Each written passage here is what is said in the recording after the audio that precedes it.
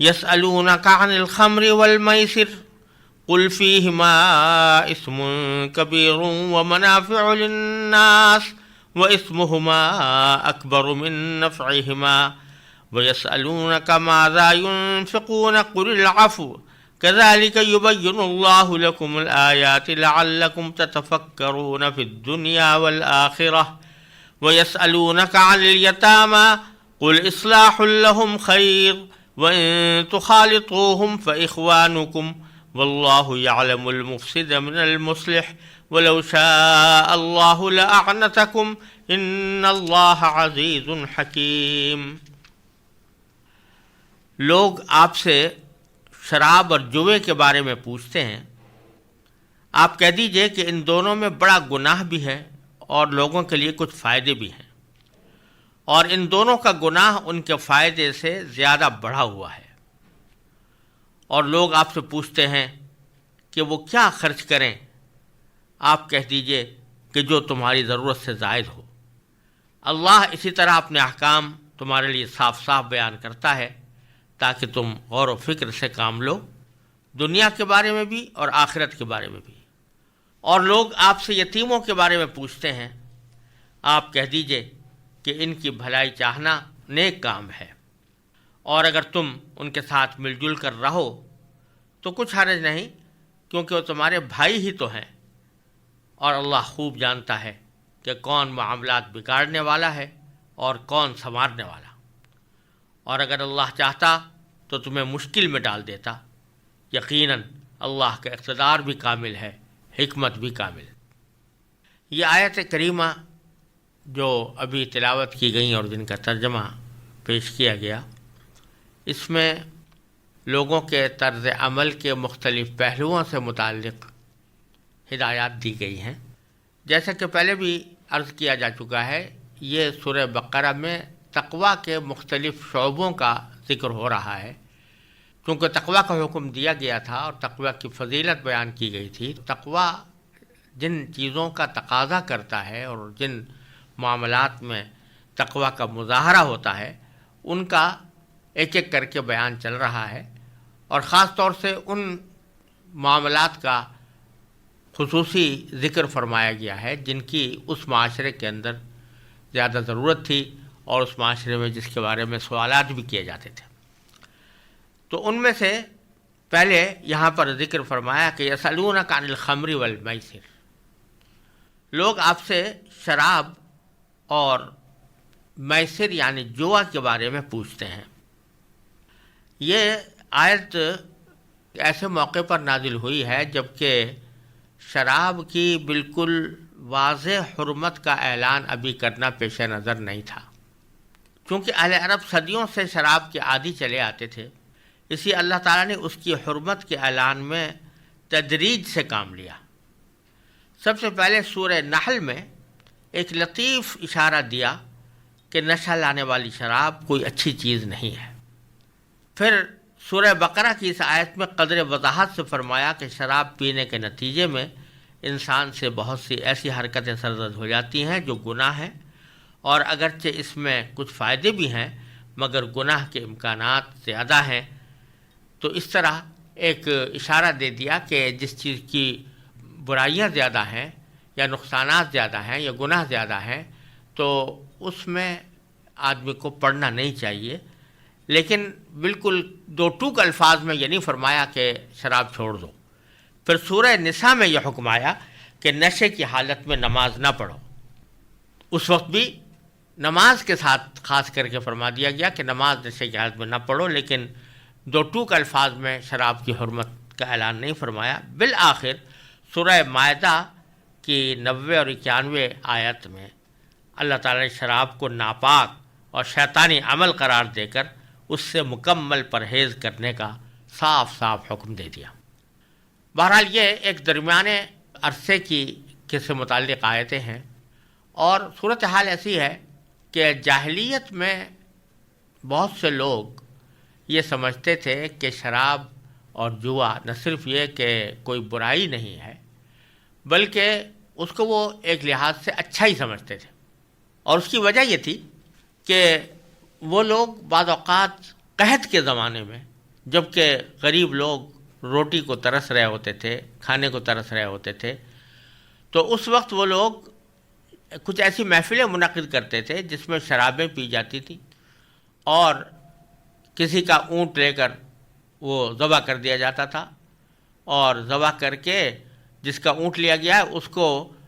اس کی قیمت سے کئی گنا زیادہ پیسے بطور تاوان کے ادا کر دیتے تھے، اور اس کے ساتھ ساتھ جو گوشت ہے وہ غریبوں میں تقسیم کرتے تھے، اور اس محفل میں شراب بھی پی جا رہی ہوتی تھی، اور جوے کے ذریعے وہ گوشت کو تقسیم بھی کیا جا رہا ہوتا تھا۔ تو اس سے بعض اوقات غریبوں کو کچھ فوائد پہنچتے تھے کہ غریب لوگ جو ہیں وہ اس قحط کے زمانے میں ان کے تقریبات کے نتیجے میں کچھ حاصل کر لیتے تھے۔ تو دلوں میں یہ خیال پیدا ہو رہے تھے کہ ایک طرف تو قرآن کریم کی طرف سے کچھ اشارے ایسے آ رہے تھے کہ یہ کوئی شراب اچھی چیز نہیں ہے، ہو سکتا ہے رسول کریم صلی اللہ علیہ وسلم نے بھی کوئی اشارہ دیا ہو، اور دوسری طرف یہ لوگ شراب اور جوے کو ایک مفید کام خیال کرتے تھے۔ تو اس پس منظر میں اللہ تبارک و تعالیٰ سے سوال کیا گیا، یعنی حضور اقدس صلی اللہ علیہ وسلم سے سوال کیا گیا، تو اللہ تعالیٰ نے اس کا ذکر فرمایا کہ یسألونک عن الخمر والمیسر،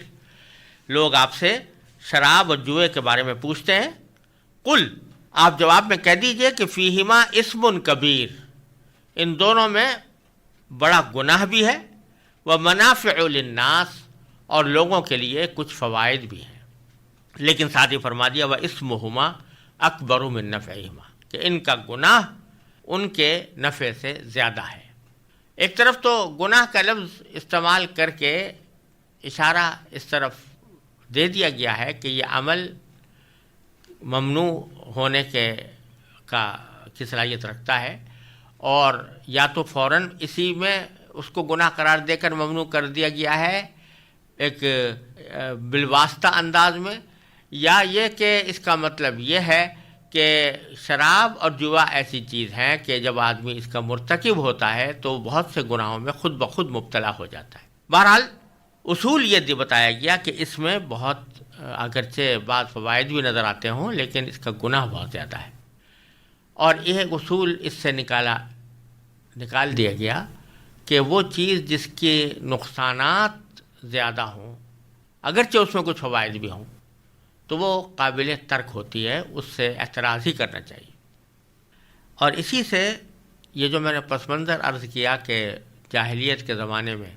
تقریبات منعقد کر کے غریبوں کو گوشت تقسیم کیے جاتے تھے جوے کے ذریعے، اور شرابیں بھی پی جاتی تھیں، تو ان میں سے جو غریبوں کو فائدہ حاصل ہوتا تھا اس کو قرآن کریم نے فرمایا کہ یہ کوئی فائدہ قابل اعتبار نہیں ہے، اور اس کی وجہ سے شراب اور جوے کی برائیوں کو حلال جائز نہیں کہا جا سکتا۔ یہ کچھ اسی قسم کی بات ہے جیسے کہ آج کل ہمارے معاشرے میں بکثرت ایسا ہوتا ہے کہ غریبوں کی امداد کے لیے رقص و سرود کی محفلیں منعقد کی جاتی ہیں، سنیما کے شو منعقد کیے جاتے ہیں کہ لوگ آ کر دیکھیں اور اس کے پیسے دیں، اور پھر اس کے ذریعے کسی غریب کی امداد کی جائے یا کسی مصیبت زدہ کی فریاد رسی کی جائے۔ تو قرآن کریم کے اس بیان سے یہ پتہ چل رہا ہے کہ ایسا کرنا کوئی نیک کام نہیں ہے کہ آدمی گناہ کا یا ناجائز کام کرے اس مقصد سے تاکہ اس کے ذریعے کوئی پیسے حاصل ہوں اور پیسوں کو کسی مصرف خیر میں خرچ کیا جائے۔ یہ کوئی اچھی بات نہیں ہے اور اس کو قرآن کریم پسند نہیں کرتا۔ اس کے بعد دوسرا ایک سوال مذکور ہے لوگوں کا، وَيَسْأَلُونَكَ مَاذَا يُنْفِقُونَ، لوگ آپ سے پوچھتے ہیں کہ کیا خرچ کریں، یعنی اللہ کے راستے میں کیا خرچ کریں۔ یعنی ایک طرف تو جوئے کی برائی بیان فرمائی گئی، تو اسی سے متصل یہ بتلایا گیا کہ جوا تو ایک فضول خرچی کا اور اسراف کا اور پیسے اڑانے کا ایک شیطانی عمل ہے۔ اس کے برعکس اللہ تعالیٰ کے راستے میں خرچ کرنا،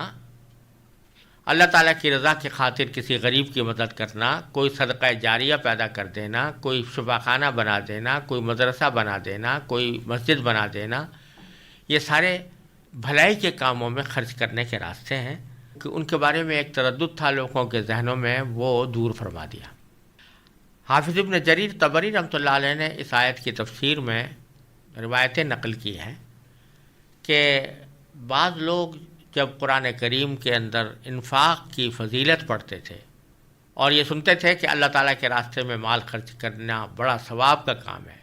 اور ایک پیسہ بھی آدمی خرچ کرے تو 700 گنا اس کا اجر زیادہ ملتا ہے، اور یہ بھی فرمایا گیا تھا جیسے کہ آگے آنے والا ہے کہ جب تک اپنی محبوب چیزیں تم اللہ کے راستے میں خرچ نہیں کر دو گے اس وقت تک نیکی کا اعلیٰ درجہ تمہیں حاصل نہیں ہو سکتا۔ تو یہ احکام سننے کے نتیجے میں بہت سے صحابہ کرام نے یہ کیا کہ اپنے گھر کا سارا ساز و سامان اور جو کچھ نقد یا کپڑے یا سامان تھا وہ سارا کا سارا صدقہ کر دیا۔ نتیجہ یہ کہ ان کے صدقہ کرنے کے بعد خود کو اور خود کے بیوی بچوں کو فاقہ کشی کی نوبت آ گئی۔ تو یہ نہ دیکھا کہ ہمیں اپنے بیوی بچوں کا خرچ پہلے نکالنا چاہیے، ان کے حق کو پہلے ادا کرنا چاہیے، پھر دوسرے لوگوں کے حقوق آتے ہیں۔ اس طرف توجہ دیے بغیر انہوں نے اس طرح خرچ کر لیا تھا۔ تو اس کے جواب میں یہ آیت کریمہ نازل ہوئی، وَيَسْأَلُونَكَ مَاذَا يُنْفِقُونَ، اور لوگ آپ سے پوچھتے ہیں کہ وہ کیا خرچ کریں، قُلِ الْعَفْوَ، تو آپ کہہ دیجئے کہ جو ضرورت سے زائد ہو وہ خرچ کرو۔ یعنی خرچ کرنے کی ایک آخری حد بتا دی گئی کہ ٹھیک ہے اللہ تعالیٰ کے راستے میں مال خرچ کرنا بڑے ثواب کا کام ہے، لیکن یہ اس وقت تک ہے جب تک کہ اس سے کسی کا واجب حق فوت نہ ہو۔ ابھی بچوں کا انسان کے ذمہ حق واجب ہے، اگر ان کو تو فاقے سے مار دیا اور دوسرے غریبوں کو کھلا دیا تو یہ کوئی نیکی کا کام نہیں۔ لہٰذا فرمایا کہ جو ضرورت سے زائد ہو، ضرورت سے زائد ہونے کے معنی یہی ہے کہ اپنی اور اپنے بیوی بچوں کی ضرورت سے جو فاضل ہو اس میں سے خرچ کرو، جتنا چاہو خرچ کرو اس میں سے، لیکن اس سے زیادہ اتنا خرچ کرنا کہ جس سے اپنی ضرورت کا پیسہ بھی باقی نہ رہے، تو یہ جائز نہیں ہے، کیونکہ اس میں بیوی بچوں کی حق تلفی ہے۔ یہاں یہ بات سمجھ لینے کی ہے کہ بعض لوگ اس کا مطلب یہ سمجھتے ہیں کہ انسان کی ضرورت سے جو کچھ زائد ہو وہ سارا کا سارا خرچ کرنا لازمی ہے اور سارا کا سارا خرچ کرنا فرض ہے، جس کا مطلب یہ کہ اگر وہ سارا خرچ نہ کریں تو انسان گناہ گار ہوگا۔ جو میں نے حافظ ابن جریر طبری کی روایت کے حوالے سے جو پس منظر بیان کیا اس سے معلوم ہو رہا ہے کہ صورتحال یہ نہیں تھی کہ لوگ خرچ نہیں کر رہے تھے اور ان کو یہ کہا جا رہا ہے کہ تم ضرورت سے زائد جو ہے وہ خرچ کر دو، بلکہ صورتحال یہ تھی کہ لوگ خرچ کر رہے تھے اور حد سے زیادہ کر رہے تھے، تو ان کو حد کا پابند بنایا گیا ہے کہ ضرورت سے زائد جو کچھ ہو وہ بے شک خرچ کرو، جتنا چاہو کرو، لیکن ضرورت کی مقدار کو اپنے پاس رکھنا اب یہ ضروری ہے۔ چنانچہ حدیث میں رسول کریم صلی اللہ علیہ وسلم نے فرمایا، جو معروف حدیث ہے کہ جس میں آپ نے ارشاد فرمایا کہ خیر الصدقۃ ما کان عن ظہر غنی، کہ بہترین صدقہ وہ ہے جو اپنے پیچھے بھی غنا چھوڑ کر جائے، یعنی صدقہ کرنے کے بعد بھی آدمی محتاج نہ ہو دوسروں کا کہ ان کا دستیں گر بن جائے، بلکہ خود اپنی ضروریات کو پورا کر سکتا ہو۔ کذالک یبین اللہ لکم الآیات، اسی طرح اللہ تعالیٰ تمہارے لیے نشانیاں بیان کرتا ہے، لعلکم تتفکرون، تاکہ تم غور کرو۔ کہاں غور کرو؟ فی الدنیا والآخرہ، دنیا میں بھی اور آخرت میں بھی۔